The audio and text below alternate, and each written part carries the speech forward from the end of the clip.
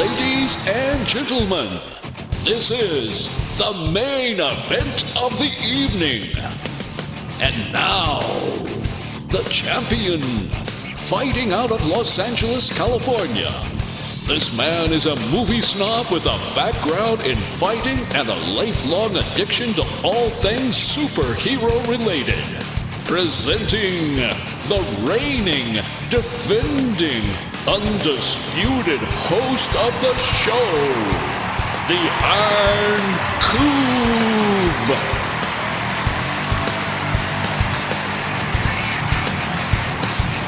Alright, welcome to the show, everybody. This is episode number 88 of the Iron Coop Fights Movies. This week the team reviews Alita Battle Angel, followed by movie, television, and video game news. I'm Keo, your host. With me on the show today are my co-hosts Emerson. Hey, what's up? And Everett. Hey, what's going on? I'm going to explain our rating system. On this show, we've watched with a rating of win, draw, or loss. A win is a title we would highly recommend, while a draw is a title we didn't love, but recognize others may appreciate. A loss means we do not recommend the title. If you have not seen the review of the week and would like to avoid spoilers, check the show notes for the timestamp so you can still hear our news sections. Alright, let's start our non-spoiler reviews or ratings of Alita Battle Angel. Emerson, why don't you go first this time? Okay, so I would like to just start out by saying that I fully expected to hate this movie. I hated the trailers. I hated everything about it. I'm not even entirely sure why. I just thought it looked stupid and moronic, and there were all these people who were like cheering the first time I ever saw the trailer, and that made me hate it even more. So I went in and I was like, I'm going to give this thing a loss, and I'm going to hate it, and you know, I was wrong. It wasn't that bad, so I'm giving it a draw. Now, the reason I'm giving it a draw is because I thought it was entertaining. I thought it had some pretty cool CGI. The acting wasn't amazing, but it wasn't anything horrible. I think the fighting was interesting, but really what I liked was the backstory, the lore. I felt like there was like this whole universe. There were a few things that stopped me from giving it a win, and I'll talk about those in spoilers because they're pretty specific to some bigger parts of the movie. But, you know, a draw was something I wasn't expecting to give this. All right, Everett? I'm going to give it a win, but just barely. Like, I was teetering on whether to give this a draw, but I decided on a win purely because I walked in and I liked the movie. Like, I enjoyed everything about it, but it does fall victim to a lot of the cliches that you see in action movies, and especially action movies where you have a female protagonist. Like, a lot of those things that were just very cliche and were really kind of hard to get around when you were watching the movie. So I loved it, but I'll get more into it when we get into spoilers. Interesting. So this movie is based on a graphic novel or manga. Is it an anime? It's not an anime. It has to be manga, right? I think it was a manga. Yeah, because it's a book, right? Anime is like video, TV, right? Shows? Yes. Okay. So it's based on a source material, which is why people would be cheering. Now, I don't know the source material, but you can read the first issue for free on Amazon. So I skimmed through it. I guess the first volume, I should say. I skimmed through it, and I did feel like it was actually quite faithful. Like, visually, a lot of things looked very similar.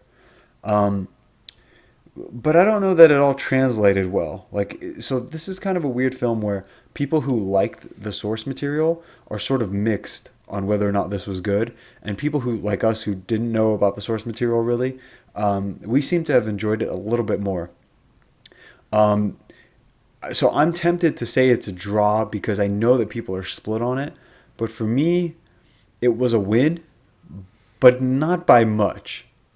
Like, there are parts of it that we can discuss. There are parts of it that I just didn't really care for at all. And like Everett, you said, there's some cheesy stuff in there. And a lot of it is uninspired only because it carries the weight of, like Emerson, you said, the lore. There's this giant lore. And the movie's trying to, like, introduce us to that. And I think that sort of dominates the film a little too much. And makes it for some pretty basic character development. Like, we don't get much time with, like, Alita in her head because there's so much going on around her.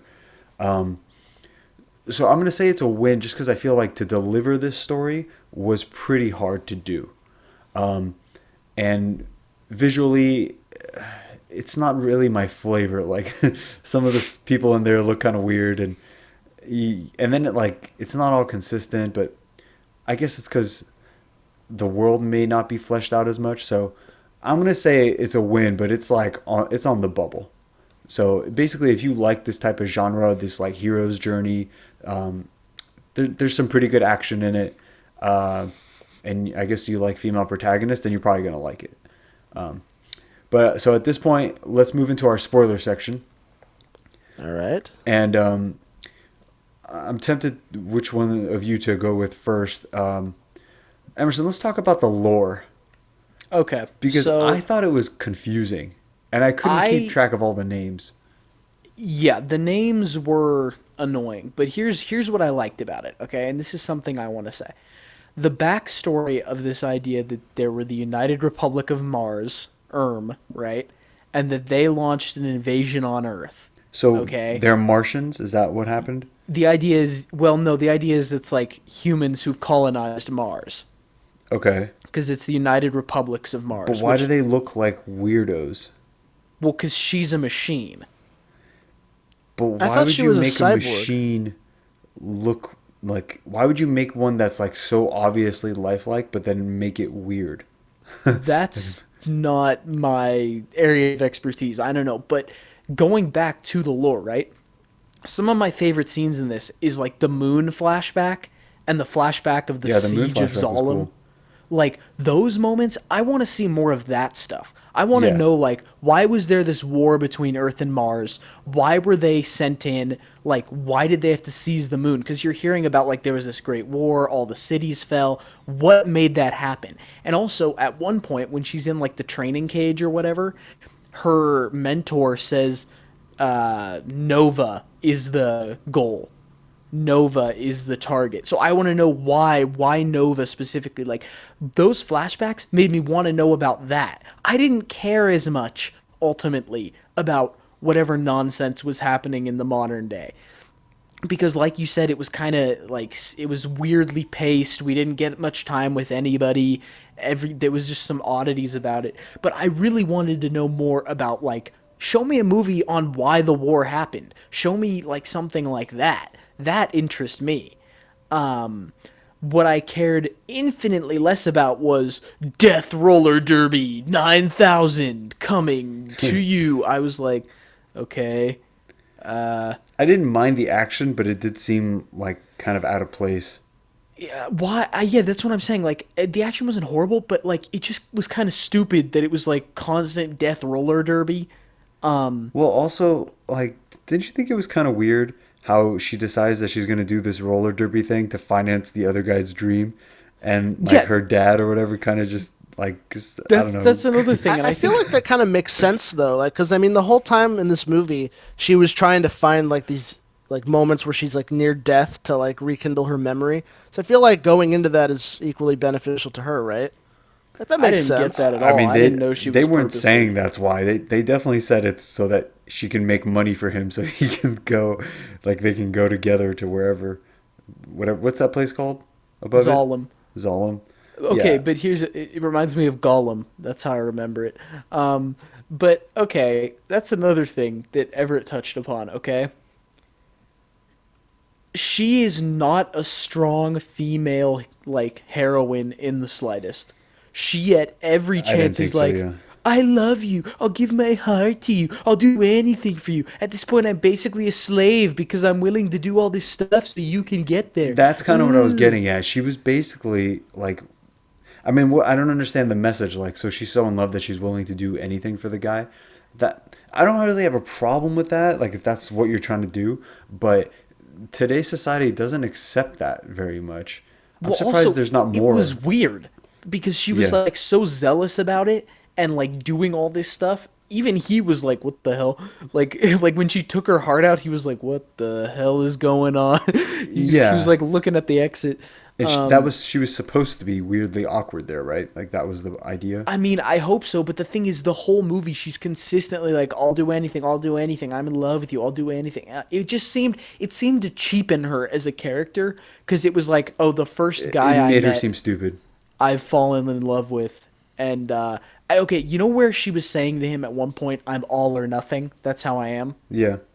So that was weird, but I thought that when she found out that her little friend was, doing some questionable things, I was expecting the all or nothing to come into play where she's like, no. And she just abandons him because she is all or nothing. But Yeah. instead, she, like, just forgives him. And then he dies anyway, so who cares? I honestly would have given this movie props if she just straight up took the bounty on him and went to Zalem herself. Well, I knew that because I had heard that this movie sets itself up for a sequel.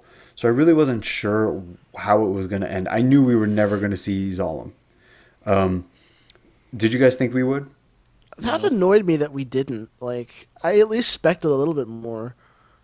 Yeah, I never thought that we were going to see it. So when like the characters keep coming and going in weird ways, like Hugo, he almost dies a couple times, and then he does actually die later, and it's like, this is weird. And then that's not even the end. Like, and also the way they set up Hugo, like their relationship was kind of non-existent for me.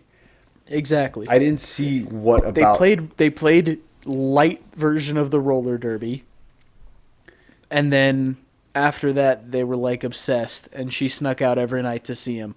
and honestly it does all the mistakes that people blame like male led movies about. Like the woman likes the guy because he's the only way she can learn new things, and he takes off his shirt and she's like, ooh, like that's usually the main character that's a man, and like his female sidekick love interest is Exactly, like but stupid like that. Even though the movie's called Alita Battle Angel, the same stuff is happening, and she's like, "Oh my god, like I'm so happy I met you." It's like, okay. And that stuff I don't think was in the comic, because I was looking for Hugo and I couldn't really find him.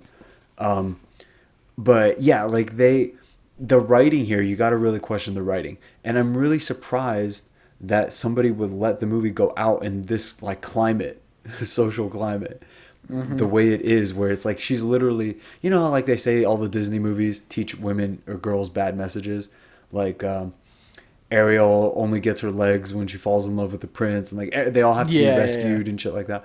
And it's like, yeah, I get it, she can fight, but she's literally dependent on him in every other way, and for no reason too. And then she literally starts like slaving for him.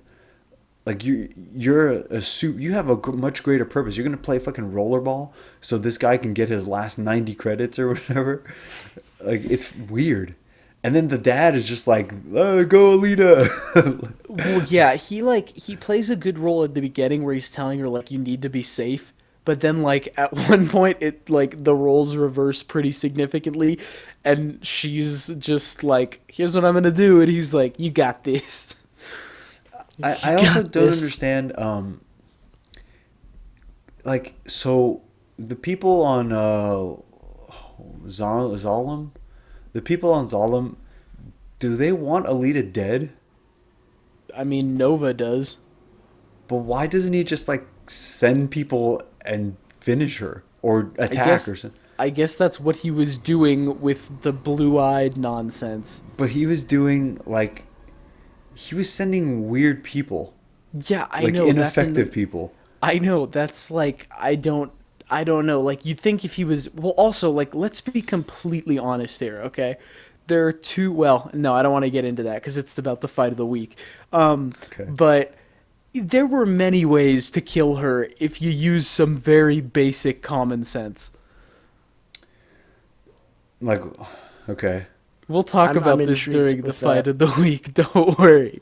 But like, I mean, I like the action scenes, but she's clearly more advanced than any of the hard body hunter warrior people. Oh yeah, 100%. Which once again, well, yeah, because she knows the the mysterious machine martial art Panzer Achtung Panzer or whatever. Kun or something like that. Panzerkunst, I think they called it, which Yeah, I didn't appears really to be get that. Like, entirely what was based up off with that? of jumping and kicking at joints. I mean, she was cool. I liked her fighting. No, I know, but like the Panzerkunst thing, every time they mention it, she's doing the same move. She's jumping and doing like a solid kick down into a joint. I'm pretty sure that's Panzerkunst. I'm fine with it. I liked it. I liked, like, were you guys surprised to hear her curse? I liked that. I was surprised because I didn't think the movie would allow for that. Well, like the ratings. PG-13s get one F word. One F word, yeah, but still. Usually like, they don't use them. It made me question, like, who is this movie for, though? Like, is it are we the demographic? Or It's is it like teenage girls? It's Or? our age group that's the demographic. The people who probably read the like manga or whatever. Yeah, it's 18 to 24, but the problem is it sort of sells itself like almost like a Harry Potter type world. Yeah, I know. That's because my guess is somebody in marketing was like, there aren't enough nerds who've read the manga for us to make money off this, so we're going to market it to a wider audience. Yeah. So yeah, like for me, the movie was dominated by whatever the hell was going on. Like I couldn't figure it out, first of all, because this is what I wanted to say, actually. I was listening, I think I may have mentioned this, but I was listening to like a writing podcast, and it's called Writing Excuses. And one of the things they said is like, one of the topics was about secrets or, big mysteries. And what they overall agreed upon is like a table of writers talking about it. The more you keep your audience in the dark, it's usually worse. So, like, there have been times where you get like a great twist at the end. And it's like, oh shit, it was like this the whole time, like The Sixth Sense, like he was dead the whole time. Like that movie wouldn't be better if they told you at the beginning that he was dead. Mm-hmm. But for the most part, when you withhold information like that, it usually doesn't help. Like, who is Alita? What is this? We like that. We were interested in that part of it. And I, too, anytime she had the flashback, I was like, all right, I want to see more of that moon shit, because that was cool. But yeah, the moon was amazing. But the movie, like, teases it and doesn't tell us, so we're not invested in what is going on now, because that's not as interesting as what was going on before. Also, we don't get the full story. I couldn't even tell you right now what the fuck she was doing, like, other than like fighting a war with some bug-eyed cyborg army, and I still don't understand who made them and what's going on. It's Nova, who, by the way, at the end when Nova takes his mask off, is that Edward Norton? It is, and it's so like he looks stupid. I laughed. I was like, this is so funny. That's one of the times where it's like being comic accurate is like, because a lot of the designs are comic accurate, like the way Christopher Waltz's character, when he wears that like trench coat and the weird hammer, he all that is like right out of the page, and so he looks like a fucking mad scientist from the 70s. Yeah. What is that? Am I supposed to think that's cool? And they have such a good cast, and like I'm surprised, honestly, because of how big the budget was for something like this. Like, you're gonna get a big cast like that. It's really expensive. You have God, what's her name? Blood Diamond, Paul Bettany's wife. What's her name? Jennifer Connelly. She's a pretty good actress, and she's doing like the stupid ass role in this, and with that weird dot on her head. And yeah, that made sense though. Like I kind of let that go. What about it made sense? Like everyone she's from hidden. Zalem had that on their head. That's like the mark of but that like, you were born they there. They could have not had that in the but movie. It looks stupid. Yeah, I'm not saying anything. I'm not saying it doesn't look stupid. It looked stupid as hell. I'm just saying it made sense. I would have, like, what if they gave all the people down below like some barcodes, like the Holocaust survivors? Because I feel like that's a little overdone, right? Like every time where you're in like a dystopian place like that, you have barcodes, you have numbers, you have tattoos, you have that kind of stuff. Like that happens everywhere. It's better than the dots. That made her look Indian. And I the whole time before they said like why she has that thing, the whole time I'm like, so is she into like what's the Indian religion? Hindu? Yeah, is she into Hinduism? Like, what's going on? I don't get it. Is there Hinduism in this future? You know what I was kind of expecting? Because I noticed while I was looking at it, it was like glowing and blinking. And the whole time, he had people like Mahershala Ali's character just kept getting taken over by Nova. Like when he was like wanted to talk to people. I kind of expected it to be like a mind control device almost. Like everyone who has one of those has like a readout to their brain that allows for instant access. I feel Well, like that's that would have. that's the other one. Is he's another great actor who was like in a pretty like Oh, he was worthless, essentially. like that first scene. I don't know. There was a couple shots in here that made me laugh. And one of them, for some reason, is that first time Christopher Waltz sees Mahershala Ali, and he's in the car, and he just sort I of know like what sits you're up talking about. and looks at him.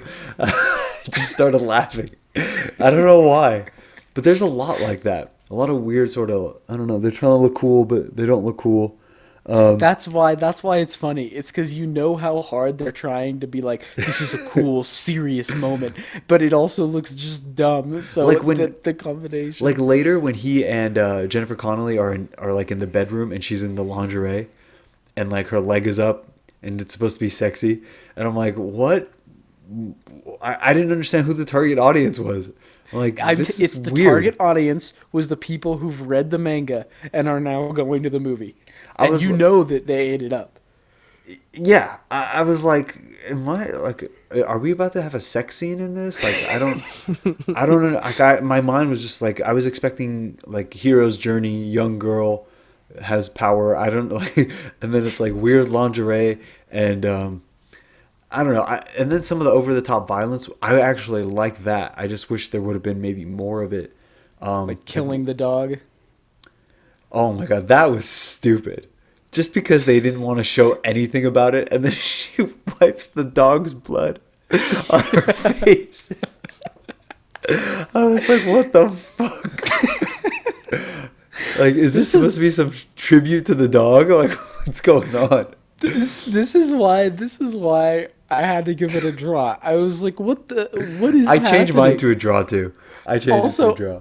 I thought initially that like maybe the dog would be like a point because like it kept showing Like up, a transformer or something. or like I thought it was gonna be like Nova can see through the dog. I'm gonna be completely honest. That's what I was expecting because the dog kept showing up, Showing So up I just so would- they could kill it in that scene. Yeah, I was like, oh, okay, so the dog's here to spy on her, like to show that just because something seems cute, it really isn't, or something like that. But no, and like the fucking grizzled like Australian dog master is like, how dare he, and like goes at him. I was like, okay, whatever. How dare ye? And then he's just like, he don't like dogs. I don't like that. Yeah, and I'm like, dude, you're a robot. Like, go away. I didn't mind Zapan. I thought his back was cool. And he seems like he's going to come back in the second one. I mean, he Did was you get kind of that vibe? worthless. Yeah, he was. But did you get that vibe that he's going to come back? I mean, I didn't know. Because like, well, I understand that they're very much setting up a sequel. I don't. I'm not holding my breath that it'll happen. No, I don't think we're going to get a sequel at all. Yeah. So, It's Which not is- doing good enough. as I was saying again and again, give me a movie that shows me why she was on the moon, gives me more of her fighting on the moon, and tell me why this giant war is happening between Earth and Mars. I want to know about that. It's just such like tropey writing, like, oh, I don't know what my past was, and I'm gonna have to wait to figure it out. Like, I'm not interested Tell in that. convenient plot points that we will address and then never address again. Yeah, was this is really not weird. getting a sequel. It's not good enough. What'd you say, Everett? I said it was weird, like that stuff like that was happening. Yeah. So I'm trying to think of like other weird shit in the movie. I mean, obviously the heart thing was bizarre. Oh, I laughed when Hugo died too. Yeah, so did I. I laughed when she had his head. I laughed when he was like trying to apologize to her. I laughed when it showed him in a robot body. I laughed when he was running up the fucking giant wire. And yeah, when he like hits the machine, it's not like a gory. He like breaks into Lego parts. What did you I wanted to ask you guys this. What did you guys think of the CGI on her face? Like, did you think it was a little too distracting? I didn't I was mind okay it. with it. Yeah, I thought it was okay just because she seemed to be intentionally looking not like lifelike enough. Whereas if it was trying to be photorealistic, it wasn't. But she was clearly meant to look different. I still don't understand what the point of making her look different is. So that she sticks out, because everyone seems to talk to her like she's normal. I'm like, that's a fucking weirdo. Her eyes kind of like were a little off-putting to me.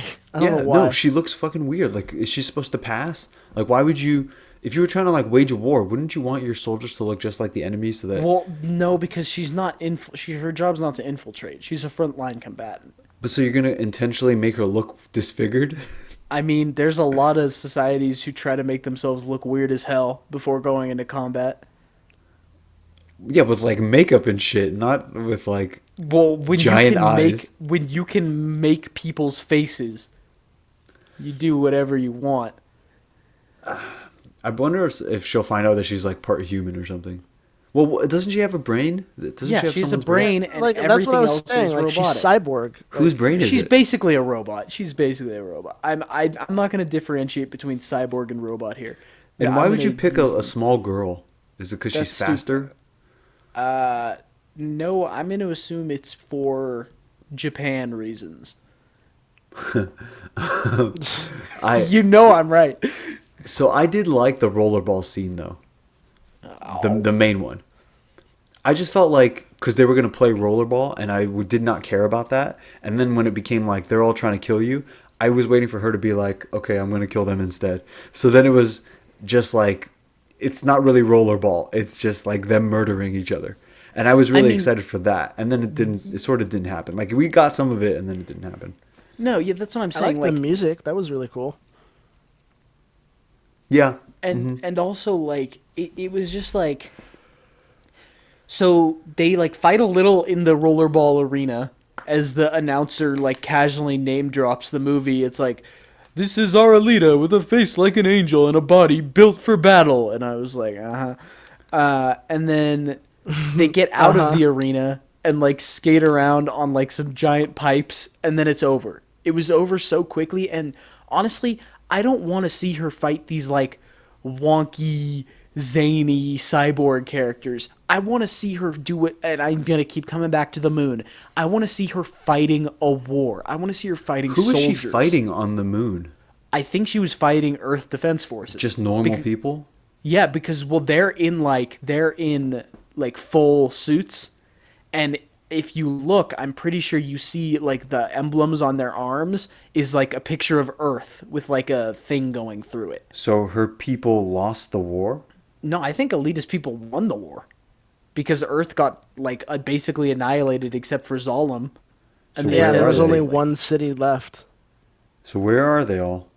Well, that's the question. That's why I'd want to see, because like I assume Earth would strike back. So like maybe Earth nuked the hell out of Mars while it was getting taken down. See, that's why like those hints at like the idea that there was something on Earth that Mars needed to take out and they needed to strike quickly, and then like the fact that Zalem's still standing makes me think that Mars is gone. But It would be kind of cool though if Mars still was like an active community though. Like you figured out that most of the humans relocated to Mars and just left Earth. I'm trying to figure out, and from a storytelling point of view, is it better to start the film where they started it, with her like No, waking it would up have been better to start the film with her at war. with Honestly. the war? How do you show a war in You on do film? like 15 to 20 minutes. Okay, it's like maybe she starts in the dropship. They're giving her the briefing on why this is happening.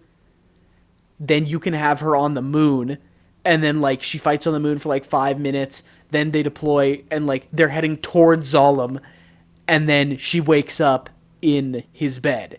And then you can still have some later flashbacks of Zalem in training, but like This way you set it up a little bit more. Because honestly, I liked all those flashback scenes way more. I was super interested. I wanted more of them to happen than Yeah, I like roller that derby. idea. Let's see the battle first. Then we don't know what happens to her, but then she wakes up after she's found 300 years later. I mean, that would have been more interesting. Because just these little flashbacks, man, they weren't enough to really grab my attention. All right, are we done with this one? I believe we are. Yeah, I got nothing else. All right, let's move on to the fight of the week. Alrighty, so this fight of the week, Kia, you're objective, okay? You're working for Marshala Ali, Okay. and you are trying to kill the girl named Alita, as he repeatedly says. You have no augmentations to yourself. You're just a guy. She has no idea you're trying to kill her. However, you do have access to technology, and like you can like talk to these people, and no All one right, knows poison you're chocolate. anything. What else? Well, first of all, she's a robot, so I'm gonna have to. It'll veto that explode in one. her mouth. What, like acidic chocolate? That's not what I was thinking you'd go for. There are other options here, my man. What, an exploding Like penis? you just imagine. No, I was gonna. Well, one of my ideas was you put a bomb in Hugo, because then when she runs to have like her speech to him, he'll blow up. And my other theory was like you pretend like you're like an ignorant, like I need help, please. There's something in this giant cage, and like she runs in, and then you close it. Yeah, behind she might her. be able to punch her way out of the cage, but I think you're right. Is like, if I can't feed her the chocolate, then I would literally be like, "Hey, I'll send you to Zalem if you put this like device inside of you," and he'd be like, "Oh, okay, anything for Zalem," and then he'll just go there, and I'll like wait for them to hug. I'll just detonate. Well, there's more you could do, even more. You could be like, I'm Hugo's long lost brother and he needs your help. And she'd probably believe that too. And then you could also be like, Alita, you're One of the so one- pretty with your weird eyes. And she'd be yeah. like, really? Yeah, walk Yeah. off the bridge. She dumps Hugo. He's like, what the hell? It turns out that there's a glitch in her systems where whoever compliments her, the last person she falls in love with. So you're just like screaming compliment. No, but what I was thinking when I created this Dude, scenario I'll was just make her like, fall in love with me, and when she offers me the heart, I'll just take it. okay, but like oh, that's not a bad idea. You know how like there's that thing where they're like all guns are banned in Zalem. Yeah. Yeah. Okay, let's be honest here. I would just go to Nova if I was like Kia. You would just go to Nova and you'd say, "Hey, I can take Alita if you are willing to give me a gun." And he says, "Okay," and you take the gun, and then you literally just wait till she's walking outside and you shoot her through the heart. That's all it is. Do you understand how much Yeah. the story relies upon no one can have guns? One sniper could have solved every problem in this movie. No one can have guns, but they also, like, it's all based on hand-to-hand combat, too. Yeah, So, once more, guns would destroy everybody. And the only things that appear to have guns in this universe are giant robots that like can't move quickly. Yeah, I mean, it's cool from, like, an action perspective.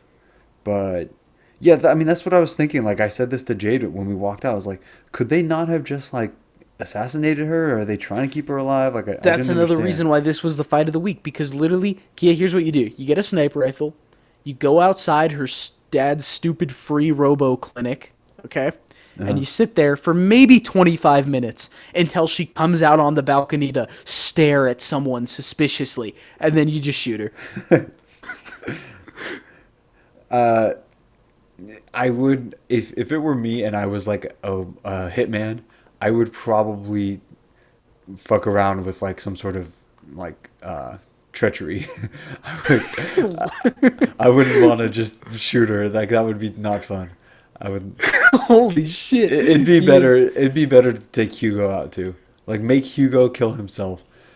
That's the goal. That's the real goal. Holy Is just shit. make Hugo kill himself. And if Alita's there, she's there. It is what it is. What the? Make Hugo kill himself. He's a fucking How would idiot. you make him kill himself? Like you said, just anything. Just tell him he's got to go to Zalem. He'll literally do anything. That is true. It does get a little one-trick pony when, like, his initial motivation is, I want to go to Zalem, and you accept it, and then, like, his character changes, and he still wants to go to Zalem, and then, like, he gets betrayed, and the goal is still Zalem, and then he wakes up with a fucking robot body, and what's the first thing he does? Zalem! And then as he's dying, what does he talk about? We'll make it to Zalem. Like, But yeah, when he got the robot body, were you guys a little disappointed? I was like, are they gonna make him like her? well, I thought at one point maybe he was gonna like become evil with a robot body, and like they were gonna have to fight. But then when I saw the way he was running up to Zalem, I was like, oh, he's got no chance. Yeah. I just thought of another way. I could be like, hey, dude, I need your legs, and you can go to Zalem. And then once he cuts off his own legs, I'll throw him onto train tracks. It'd be like, Alita, go save him. And then he'll just die. Both of them will just get hit by a train. The saddest part Jesus here is that these are not outside the realm of like I could believe that these things would happen. What a stupid character. I'll just be like, Alita, the train doesn't hurt robots. She'd be like, don't worry, I'll protect you. And she like shields him and gets wrecked. She like And tries then to she's fight the like- train and it just runs her over. Yeah. Or you say like the train goes to Zalem, just and then they just go around. They go around in circles for years. 'Cause you're like, eventually it'll stop at Zalem. Yeah. Oh god, I literally just thought you're like, if the train kills Alita, the train will be sent to Zalem. That would be the biggest fuck you. Can you imagine you say like, give me your legs and I'll send you to Zalem to Hugo, and then like you send his legs to Zalem but not him. That's how he kills himself, Kia. He would be like, no. Dude, he's so hot for Zalem, he'd probably be happy. He's like, I fucking made it.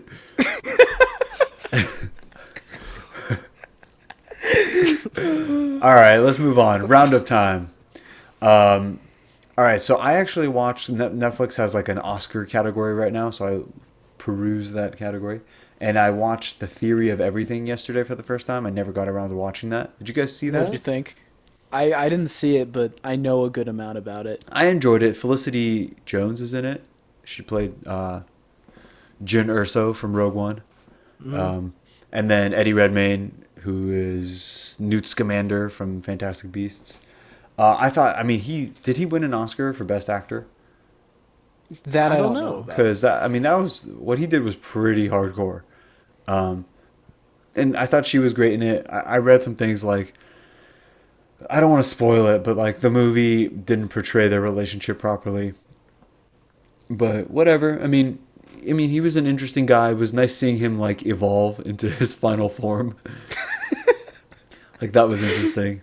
Damn, Kia. Like, oh, he's a guy that's on crutches. Oh, he's a guy that can't walk. Oh, there's the chair. Oh, there's the screen. Oh, there's the voice. You know, it's like a superhero origin story.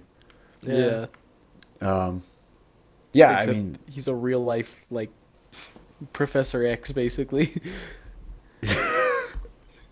You can know, you I'm right. imagine? Isn't that what his son is kind of like? Remember in X3 or X2, whatever one? I think X2, he had a son that. No, Wasn't it wasn't. Stryker's It was son? Stryker's son, yeah. But I think in the comics that was really Professor X's son, who is also Legion. Wasn't that Legion? Yeah, Legion is Professor X's son. And didn't they screw up? Like, didn't they kind of make Legion Stryker's son in X2? I think so, but I think that was meant to be Legion, but not really, because, you know, they always did everything like 1 foot in. All right, yeah, so I saw that. I give that a win. I watched Ray Romano's comedy special on Netflix. Did you guys see that? I have not. So I love Ray Romano. Everybody loves Raymond. That's my favorite show. So it's cool because he does two sets. So he does one set, he does his bit, whatever. The crowd is there. It's classic Ray, and then he actually walks to like another club to do another set. So you see him in between, and then his family's at the second one, and they it shows a little bit of afterwards, like they talk to him, like the show, because a lot of his jokes are about them. So I mean, it's more family friendly. He does talk about sex a little bit, which I thought was just a little strange because most of his audience is from Everybody Loves Raymond still, so it's more family friendly. But he's not dirty. I wouldn't call it dirty, but he has like a joke about how he had to kill a spider in his house, and the reason the spider had to die was because it saw him masturbate. So he's like, no witnesses. Like, so it has that level of like sketchiness. Anyway, then I watched Ken Jeong's comedy special. Do you guys know him? Yeah, No. I like him. Ken Jeong is the crazy naked Asian guy from The Hangover. Oh, And he was the okay, doctor yes. in Knocked Up, and he was an I do actual know doctor him. here in the I do Valley know who he at is. Kaiser Permanente. He actually used to come to the library, him and his family. And like, so I would see him around Calabasas. But so anyway, his comedy special is less comedy and more about him like kind of telling people how he got there, like what him as a doctor was like, and it's funny, but it's like what him as a doctor was like, what his first day on set was like, how he got the job, how he got the next job, and things like that. And so there's a lot of like thanking people for how far he's come, and he thanks his wife a lot, and he makes jokes, and I mean, he's not super funny, and he probably doesn't have the personality you think he would have, but like overall, I thought that was an interesting thing. Also, like, I mean, if you like comedy specials, I would watch it probably. And then the last thing is I got the new Alex Ross book called Marvelocity. So he made a previous book called Mythology that's based on his, Alex Ross, that hyper-realistic golden age painter of comics. Yeah. Mm-hmm. So his Mythology book is about his DC work. So, and he's done a lot of work for both DC and Marvel, and he's been bounced around a bit. Like his most famous thing is probably Kingdom Come, and where Superman like comes out of retirement. He's done a couple other things too that are pretty good. But his painting is obviously like hyper realistic. He uses a lot of photo references. So it shows his like sketches of Batman when he was a kid, whatever. So that's Mythology. Now he came out with Marvelocity, which I think is probably the better book. And you see a lot of like what he did as kids, and a lot of it was like kind of what I did. Like he would make his own action figures out of paper, like he would draw them and cut them out, and in like pieces. And like I used to do stuff like that, and it shows you like his sketches of Spider-Man compared to now. And then he does a lot of like recreations of classic comic book covers, like painted in like photorealism, and so that's pretty cool. Then you get to see his process, like he takes like reference photos of himself and stuff like that. And I thought it was cool. If you're an artist, if you like art, and if you like comic book stuff, like it was cool. It shows like his work on Doctor Strange and Thor and Iron Man and Spider-Man and Captain America. So anyway, do you guys have anything else for Roundup? Not I really. watched Baby Driver finally. Yeah, what'd you think? I really enjoyed it. I liked it. Toes the line between an artsy movie and an action movie. I know, Kia, you've said in the past that you thought it was good, but kind of overhyped, and people like thought it was the best thing ever. But I really liked it. It had a much more all-star cast than I was expecting. Kevin Spacey, he has not aged well. All of his jokes can be twisted based on his current situation. But honestly, it was a really fun and entertaining movie, and I'm glad I went into it knowing absolutely nothing about it. So, All right, cool. All right, let's move on to trailers. There's really only one thing. It's a Captain Marvel TV spot, and it doesn't Yeah. tell you a whole lot, but she basically confirms that the Skrulls have come to Earth, and that's why she has come to Earth. And her mission is to find out why the Skrulls have come to Earth. And then at the end, you have Ben Mendelsohn going, "Do you want to know what you really are?" Which is basically saying, like, I don't know. A human. I mean, I if- swear to God, if the That can't be scrolls it. reveal that she's a human, I'm walking out of the theater. That I can't don't be it even because care. they've already put it in the trailer that she's from that place. Like, unless they You really wanna think we're bet? that dumb. You want to bet? Because I'd Okay, like to I'll point take the out- bet that's not, that it's not, the twist is not that she's human. And the Okay, twist in the okay. third act is not that she's human. All right, I'll match that with you because I don't have faith. I don't. I've been you know I've been on this annoyance train since the trailers have been coming out where Yeah. they show 50,000 like clips of her on Earth and then she goes, "I think I had a life here." It's like, wow. I mean, that's to me, like, if they're telling you that in the trailer, then that is what it is. So they're not giving away the twist, but we'll see. We'll see. All right, so here's some news, some breaking news just this morning. You guys ready? Okay. Yep. Where the fuck is it? All right. So, this is from a statement from Netflix. Marvel's The Punisher will not return for a third season on Netflix. Praise God. Showrunner Steve Lightfoot, the terrific crew, and exceptional cast, including star John Bernthal, delivered an acclaimed and compelling series for fans, and we are proud to showcase their work on Netflix for years to come. In addition, in reviewing our Marvel programming, we have decided that the upcoming third season will also be the final season for Marvel's Jessica Jones. We are grateful to showrunner Melissa Rosenberg, star Kristen Ritter, and the entire cast and crew for 3 incredible seasons of this groundbreaking series, which was recognized by the Peabody Awards among many others. We are grateful to Marvel for 5 years of our fruitful partnership and thank the passionate fans who have followed these series from the beginning. God, Two they dead couldn't even wait in till the one season shot. was out. 2 dead in To one cancel it. shot. They You know fucking what? buried Jessica Jones. I'm They fucking know it fine sucks. with it. They couldn't even wait yeah. till it was out. There's to no cancel way it. it's good. There's no way it's good. Now the crazy shit is, like, if they would have told them before, Jessica Jones could have had a crazy season with Daredevil in there.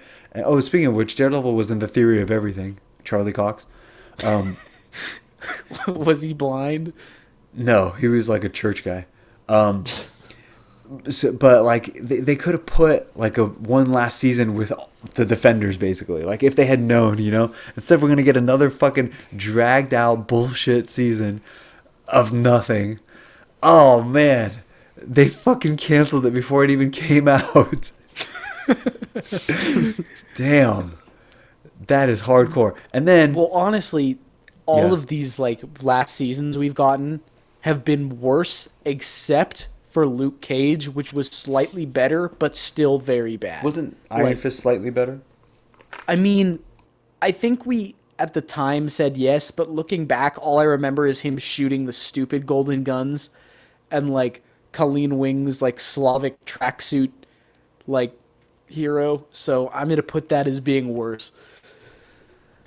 Actually, I'm gonna put it as being on par with Iron Fist. Okay. Okay, so this is from comicbook.com, and then it says, it was to be expected, though, as Disney makes moves to launch its own Netflix rival in the form of Disney+. The studio has started pulling content from the online streaming service, and Marvel Studios is even working on shows revolving around characters like Loki and the Scarlet Witch. That's bullshit. We Yeah. talked about this before. It's Netflix who's doing this. Netflix is trashing these series. There are no plans for these shows on Disney Plus. In fact, Hulu is like, oh, I guess we'll take it. Like no one is like, there's no plans. It's not to be expected. Netflix is canceling these shows because they don't want them. And it kind of makes sense based on, okay, so let's push Luke Cage to the back and let's push Iron Fist under the rug for a second, okay? Iron Fish. But so let's look at Jessica Jones and Daredevil. These were the best Marvel series. Both of their first seasons on Netflix. Both of their first seasons, and The Punisher, I guess. All their first seasons were phenomenal, right? Sure. We really enjoyed them. We really liked them. Season 2 of Daredevil, amazing, okay? Because we saw The Punisher, then we heard The Punisher was coming, and for a while, you know, we'd been talking about, you know, what's the next show they're going to introduce. We were hyped for The Defenders. I think it was The Defenders that it started to go downhill. Because Defenders showed up, and it was crap. Well, no, It was no. really Iron bad. Fist came out before Defenders. Oh, you're right. Okay. But I'm saying let's push those aside for a second because we knew they were bad. But we had hope for Defenders because, hey, Jessica Jones going to be there, Daredevil's going to be there. Okay? Yeah. So, but everyone was trash. Everybody was trash in the Defenders. So we were like, oh god. Then we got Jessica Jones season 2, not good. Then we got Daredevil season 3, not good. Then we got Punisher season 2. Well, not Daredevil good. season 3 wasn't bad. It was just like not up to the standard. No, but there's a clear downward trend here. Yeah. Well, I think it's because they're rushing them out. Don't you think that they're coming out really fast? I mean, Yeah. I agree, but I think more than anything, we've talked about this before. It's because I think they greenlit season 3 of Daredevil before they decided that they didn't want them anymore.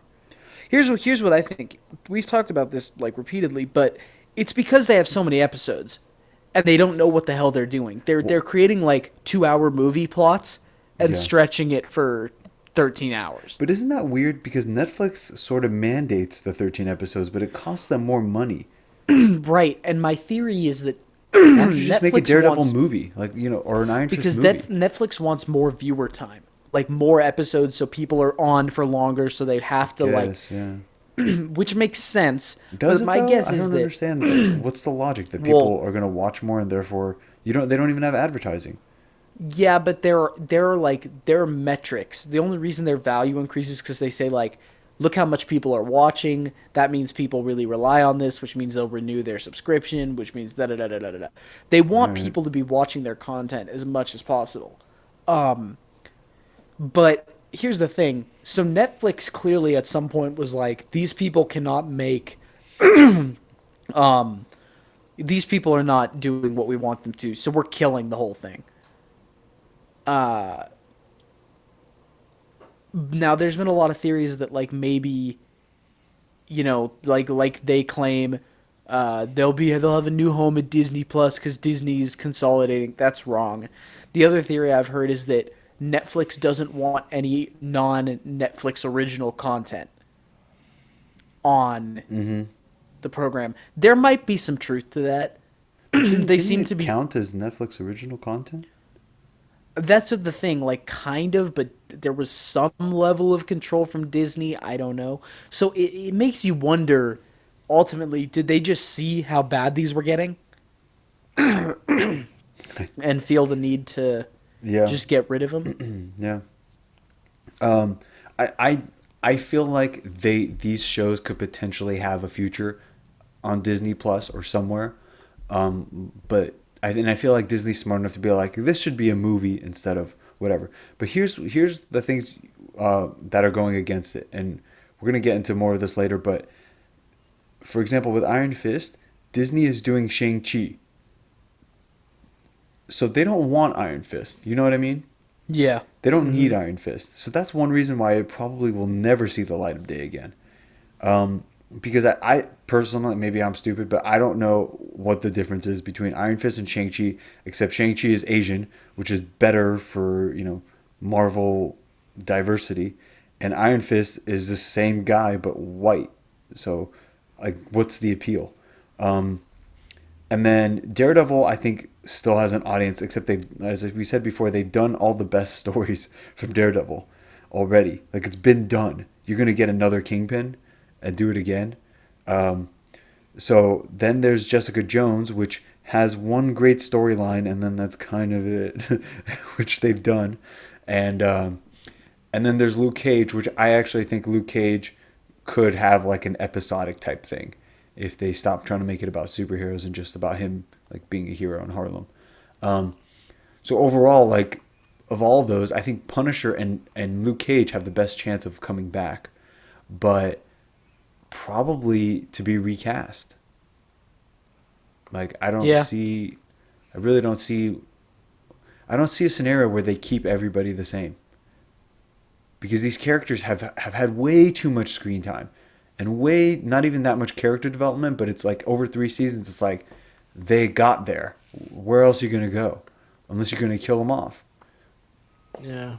I mean, I'd be okay with like, let's introduce a new hero and let's have these characters like in the universe and appear every now and then. That I'm okay with.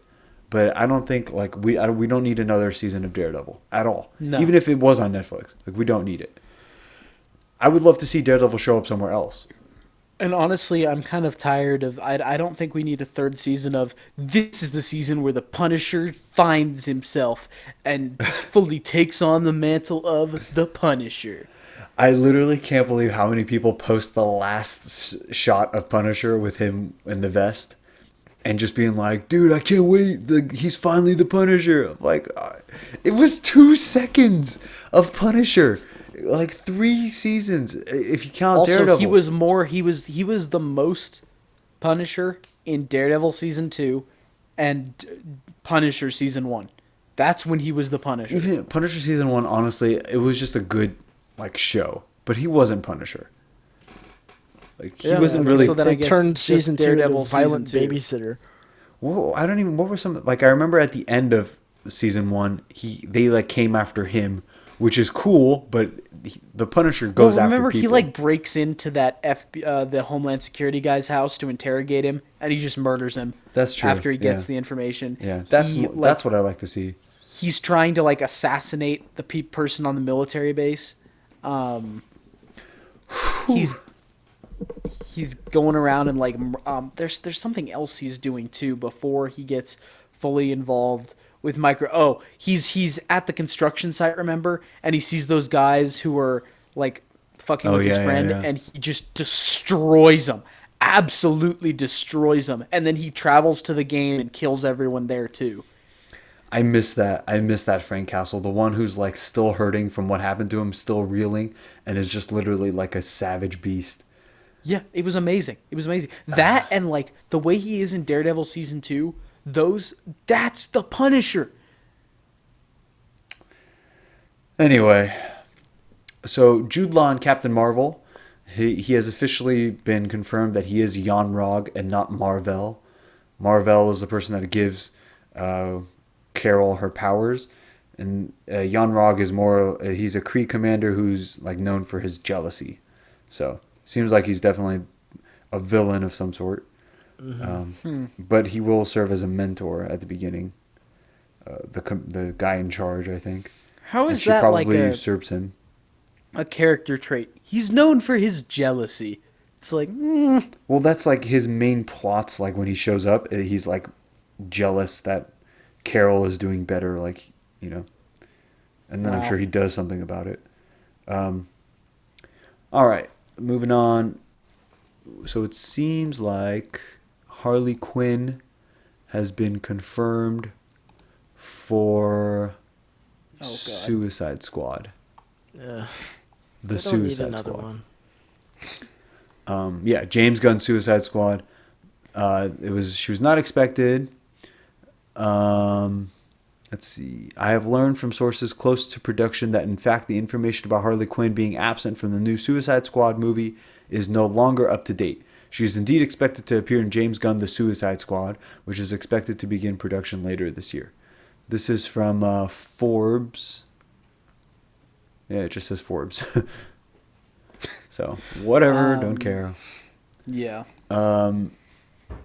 This is just because it was kind of a slow news week prior to the Netflix news came out like 10 minutes before we started.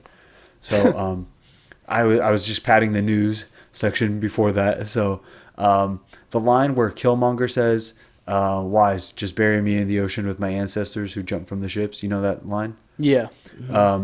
They said that was in the first draft, and they thought Kevin Feige would want to cut it, and instead Kevin Feige loved it and told them to build the whole movie around it. So, whatever. I mean, it just sounds like they're trying to pat Kevin Feige on the back as like a brother to the brothers. But, all right. And so this is just a roundup. Comicbookmovie.com put up a roundup of everything that we know is coming out post Endgame. Okay. So, Spider-Man Far From Home, literally right after Endgame. Black Widow, the rumor is that it's going to be an origin story about her leaving the USSR and attempting to stop the Y2K virus from bringing the world down. And the Winter Soldier is expected to appear. And they think there will be scenes in present day. The Eternals. This is the people that created the Marvel universe. My thing is, I don't want more overpowered weirdos running around. Like, you know what I mean? I'm just saying this. After you defeat Thanos with time travel, I don't see why you don't defeat everybody with time travel. Well, you know what would be kind of cool? I'm actually excited to see Eternals because, at least in the comics, Thanos has a lot to do with the Eternals because he's half Eternal. So I wonder if they could like tie that in, sort of like as a Thanos origin story. Because Well, when you like remember to kind of the see rumors that there is another big villain in Endgame, and I don't think Would it's really?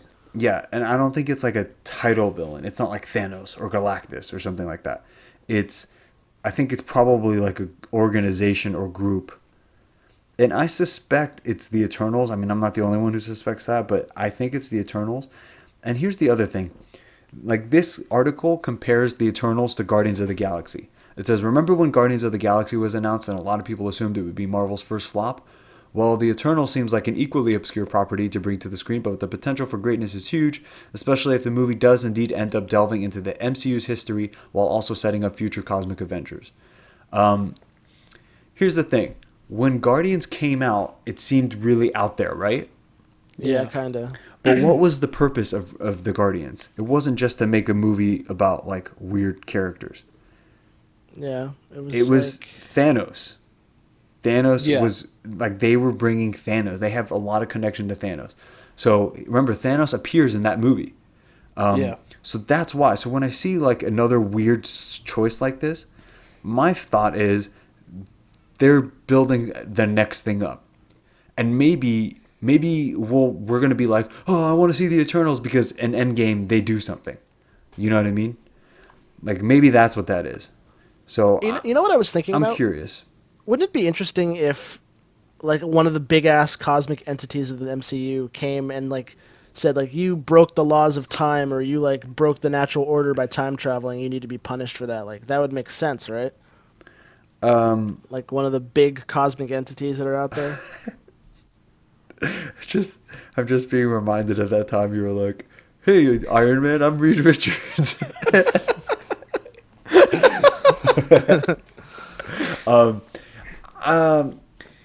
I wonder. I mean, very, very likely there could be something like that. And that's kind of what I'm saying, is I think that the Eternals have a role, and that this movie is meant to set up like the next thing, whatever the Eternals are.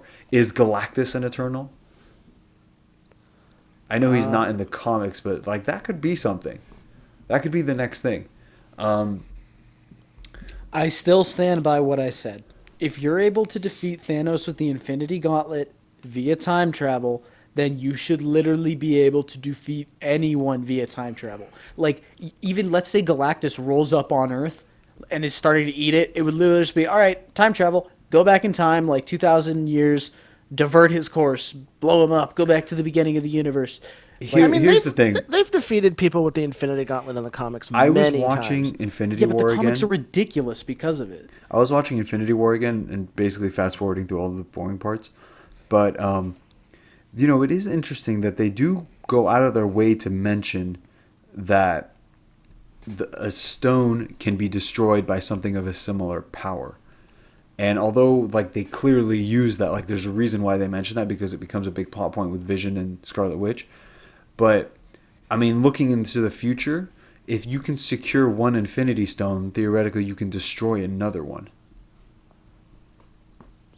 I thought it was more So what along if the lines that's of you the can plan? only destroy it to something that was like not born from it, but possesses like the same power from it. Like, kind of like how the Mind Stone gave Scarlet Witch her powers, so that's why she was able to destroy it. Yeah, but also you have to assume that the stones were built from the same place. Like, they were probably all created from the same power. I mean, I thought they were just like willed into existence when the Big Bang happened, but No. I think someone made them. Do you think, Emerson? Well, I know that there's a scene in Guardians when he goes like it shows four beings, the beings that made Yeah, it, which is I like thought there was something entropy. like that. Yeah, It was like entropy, chaos, time, and space. yeah. Somebody Well, made those stones. I mean, technically, it would be Infinity, right? Not Infinity. I think that's her name.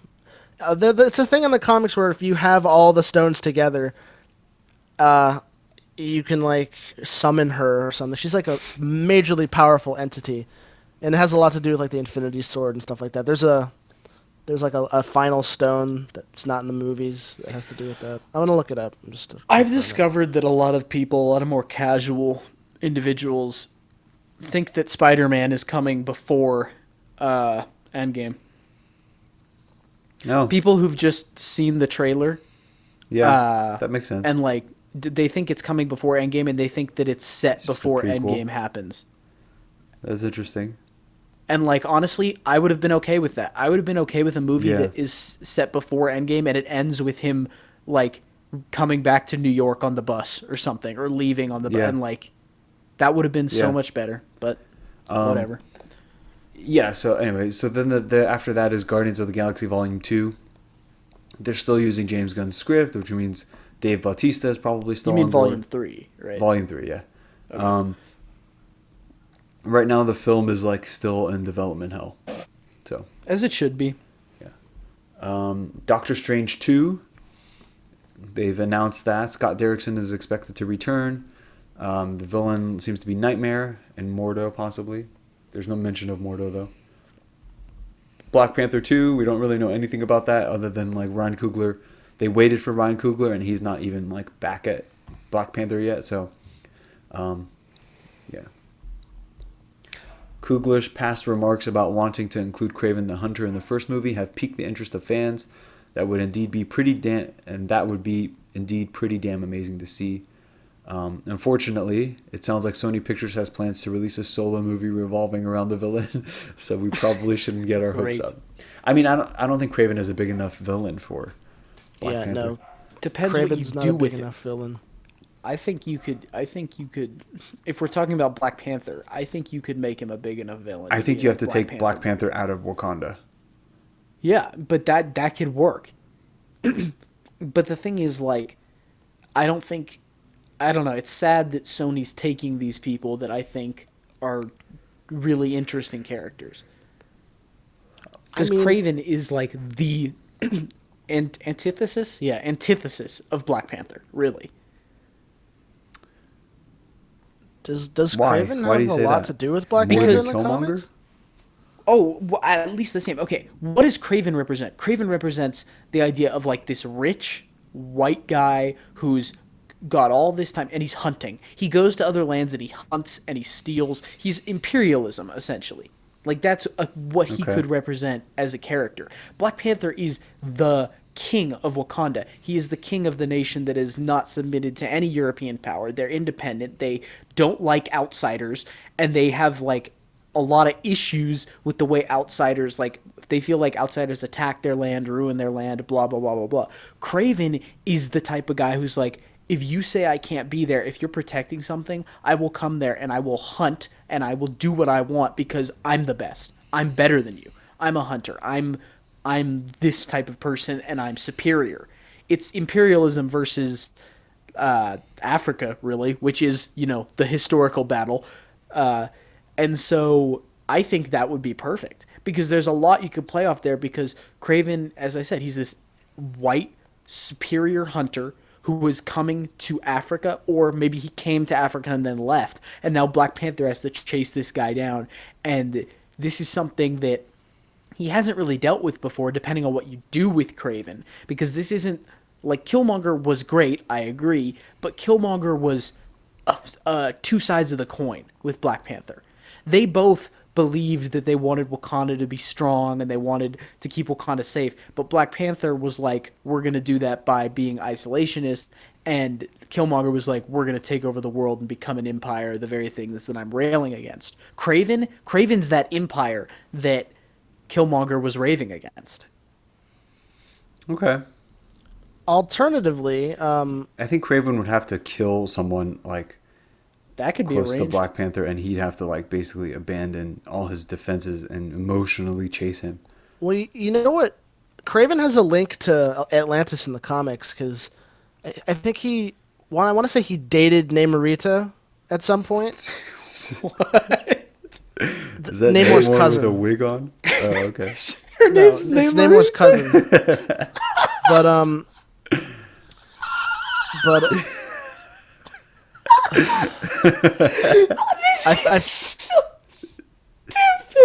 Namor. I feel like that. I feel like that could be a link to like put those two together because Black Panther and Namor have like a massive rivalry. But I feel like you were saying, Kraven's too small of a villain for him. You'd have to really strip Black Panther down, like to no abilities at all, to I don't make think him so. equal I to think that. if you build Craven up, then that achieves much more. Because you make Craven stronger. When we like first heard about the Vulture, look at the Vulture in the comics. He's kind of a joke. Like at least some of the older versions I've seen, and they made him a real threat for Spider-Man. Okay? Yeah, but that's So because he's Spider-Man. Spider-Man's like not low tier, but lower tier than I don't know. He's pretty a majority strong, of the heroes. and like he has a lot of cool abilities. But what I'm saying is, Black Panther didn't have any of these crazy abilities until the last movies, and you could easily bring Craven up. Let's see, what are Black Panther's abilities? He eats an herb that makes him super strong, super fast, faster healing. That's easy to replicate. In fact, I'm pretty sure Craven has something similar. Well, he has Where he, the like- suit and all the resources of Wakanda. But okay, wait a second, okay? So Craven has something similar on the physical level where I'm pretty sure he like eats something or there's some chemical that like makes him super strong, I super think he fast, does. whatever. Yeah. Okay. Furthermore, he's this rich guy. You could easily get him like biometric enhancement, something of that like type. Okay, he's like mixing and matching, doing stuff with his DNA, making himself even stronger. Okay, It'd be interesting if And he I tries and fails, and then like sort of gets captured, and then finds someone in Wakanda who's like a traitor. And the other and thing, like gives the him thing the with tech. Craven is he's smart. From what I remember of watching him, he's not an idiot. Like he's very smart. Depends. And Depends who's writing him.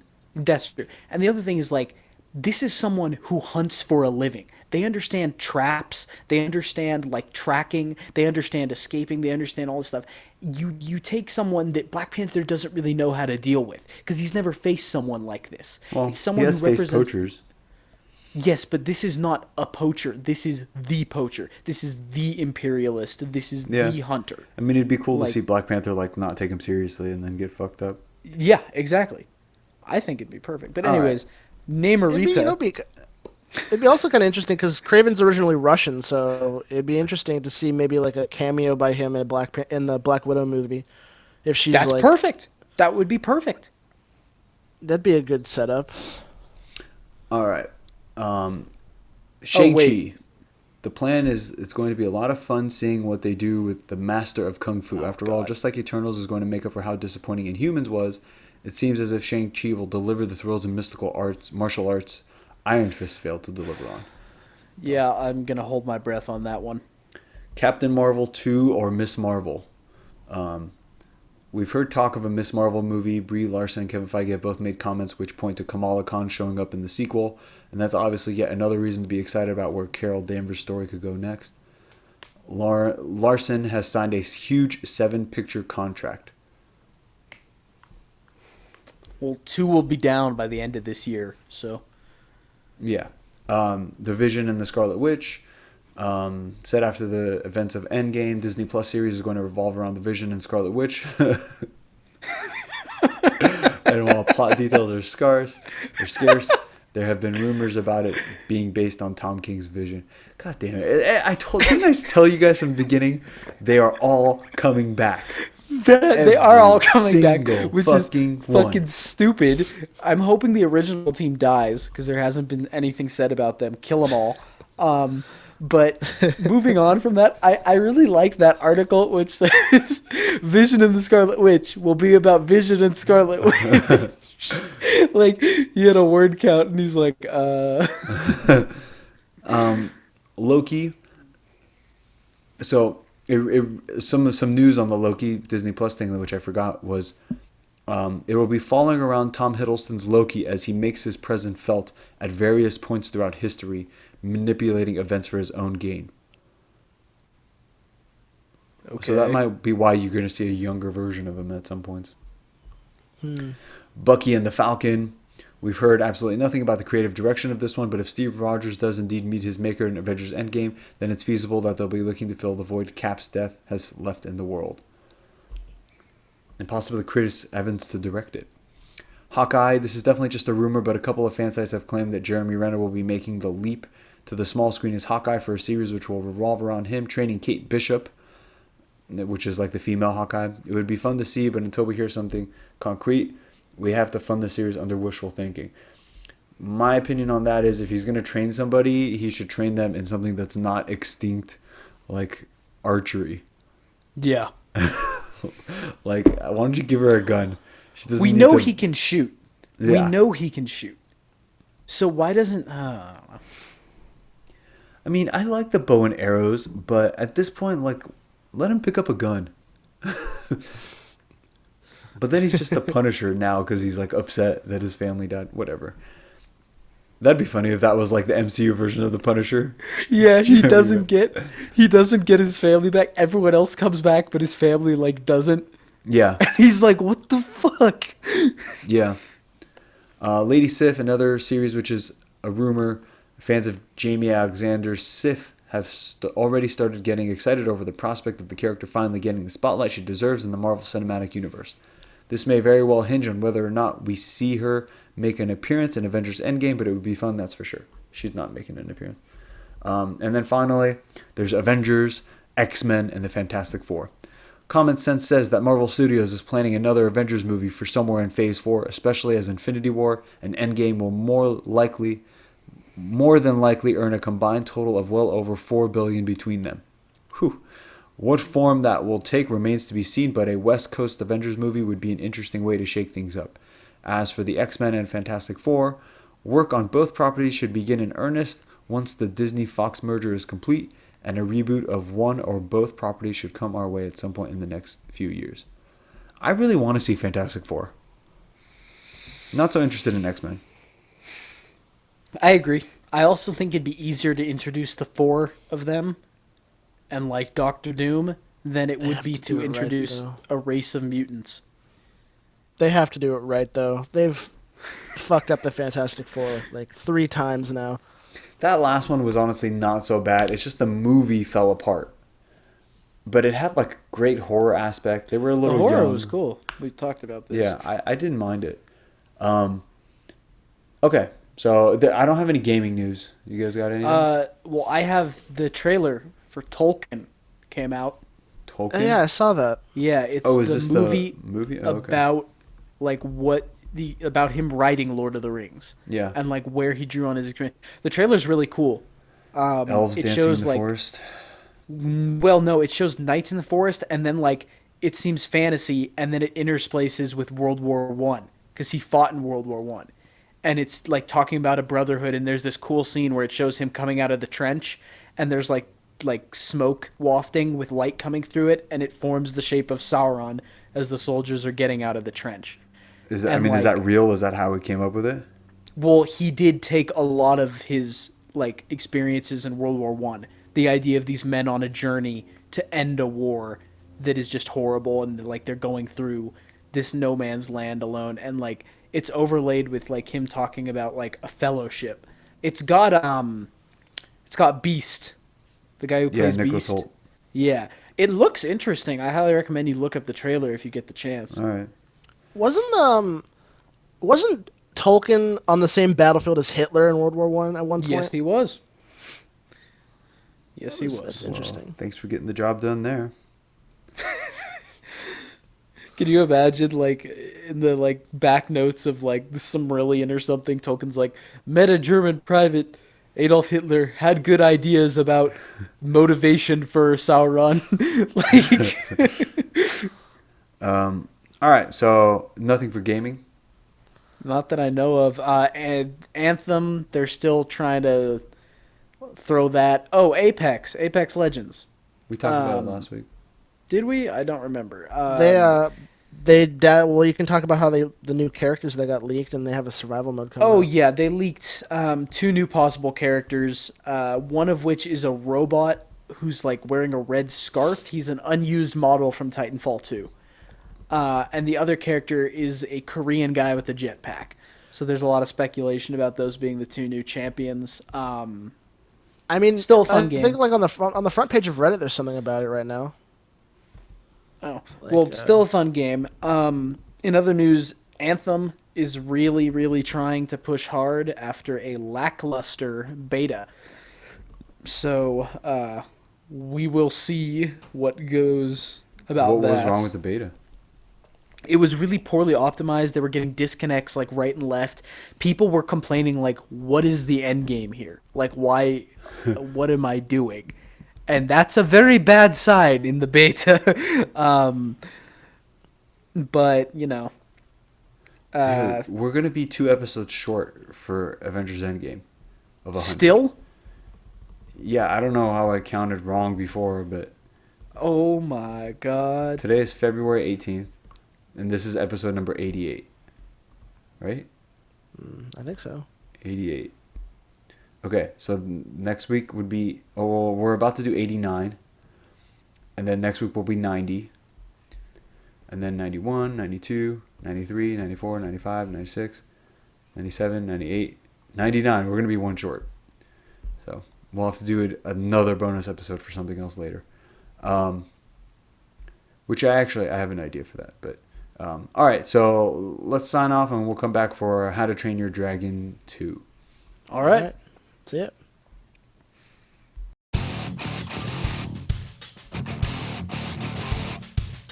Thank you for listening to the Iron Coop Fights Movies.